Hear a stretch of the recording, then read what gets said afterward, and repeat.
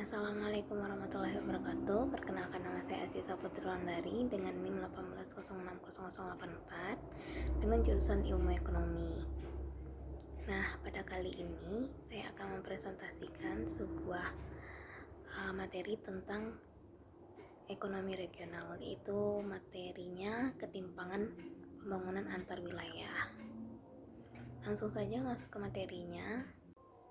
Yang pertama, tentang apa itu ketimpangan pembangunan. Ketimpangan pembangunan yaitu perbedaan pembangunan antar suatu daerah dengan daerah lainnya, baik secara vertikal maupun horizontal, menyebabkan disparatis atau ketidakpemerataan pembangunan. Yang kedua, ada bagaimana pandangan para ahli tentang ketimpangan pembangunan antar daerah.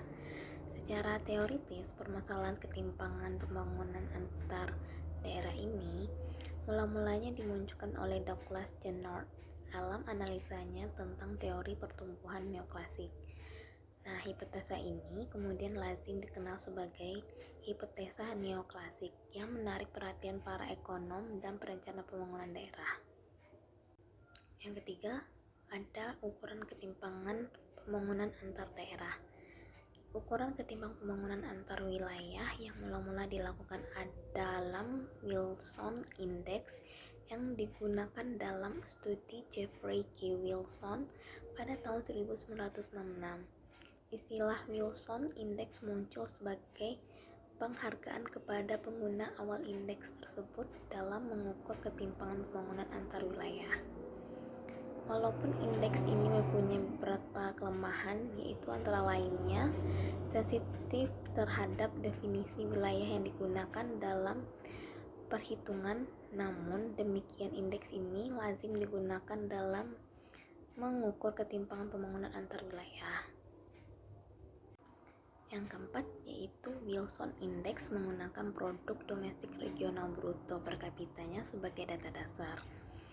Nah, seperti yang ada di PPT, ada rumusnya, yaitu di mana VW sama dengan indeks Wilson, YI sama dengan PDRB per kapita daerah I, Y sama dengan PDRB per kapita rata-rata seluruh daerah, VI jumlah pendudukan daerah I, N yaitu jumlah penduduk seluruh daerah.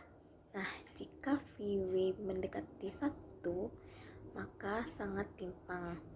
Jika VW mendekati 0, maka itu sangat rata.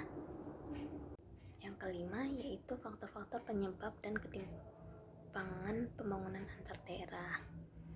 Nah, di sini ada 5 faktor, yaitu pertama, perbedaan kandungan sumber daya alam, kedua, perbedaan kondisi demografis, yang ketiga, kurang lancarnya mobilitas barang dan jasa, keempat, konsentrasi kegiatan ekonomi daerah, kelima, alokasi dana pembangunan antar wilayah. Yang keenam, ada solusi mengatasi ketimpangan pembangunan antar daerah ini, yaitu pertama, penyebaran pembangunan prasarana perhubungan, yang kedua yaitu mendorong transmigrasi dan migrasi spontan, ketiga, pengembangan pusat pertumbuhan, yang terakhir yaitu pelaksanaan otonomi daerah. Baiklah, yang materi terakhir yaitu dampak dari ketimpangan pembangunan. Dampak dari ketimpangan pembangunan ini ada 3, yaitu pertama, adanya kesenjangan ketersediaan fasilitas, kesehatan, pendidikan, dan lain-lainnya. Yang kedua, yaitu sumber daya manusia yang berkualitas berpusat pada suatu wilayah. Yang terakhir, yaitu pemanfaatan potensi ekonomi yang kurang maksimal. Nah, mungkin hanya itu dapat saya sampaikan. Apabila ada kata-kata yang salah, mohon dimaafkan.